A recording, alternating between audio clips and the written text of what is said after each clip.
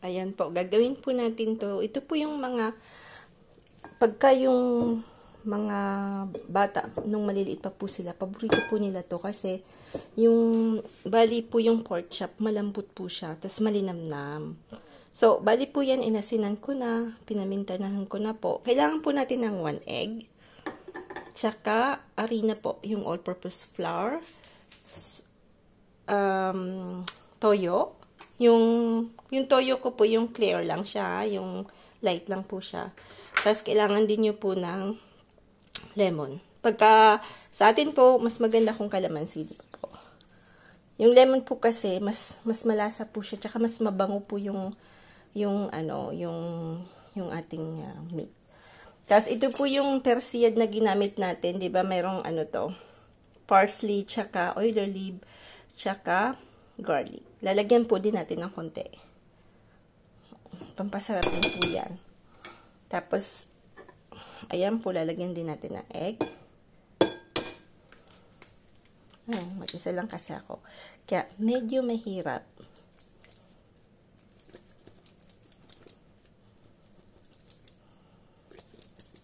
Yan. Yan na yung egg.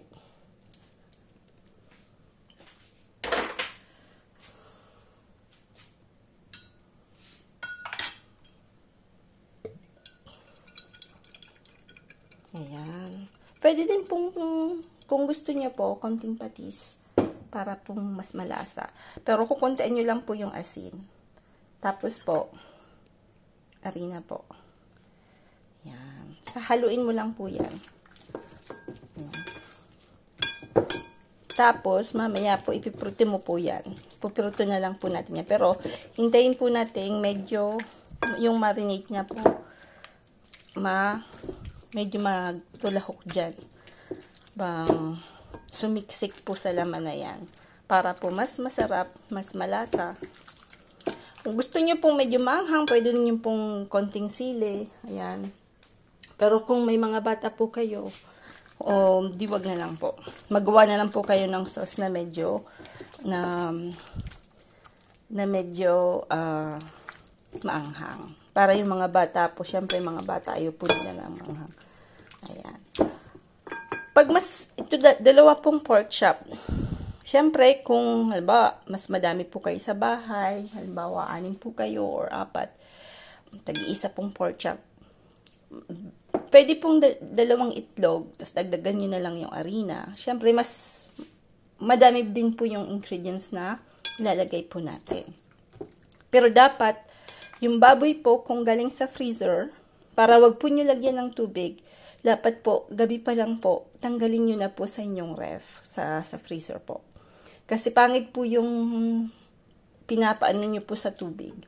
Yung nawawala, parang iba po yung Ako po ganun yung ginagawa ko. Pag gabi pa lang po, iniisip ko na po yung lulutuin ko kasi kami karamihan po nung mga meat namin naka-freezer kasi malayo po kami sa city.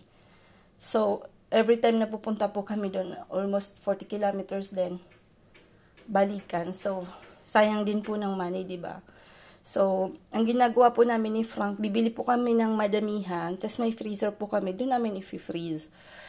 So, ang gagawin ko po, kasi ako po yung nagluluto, gabi pa lang po, iniisip ko na yung anong lunch namin, ganon.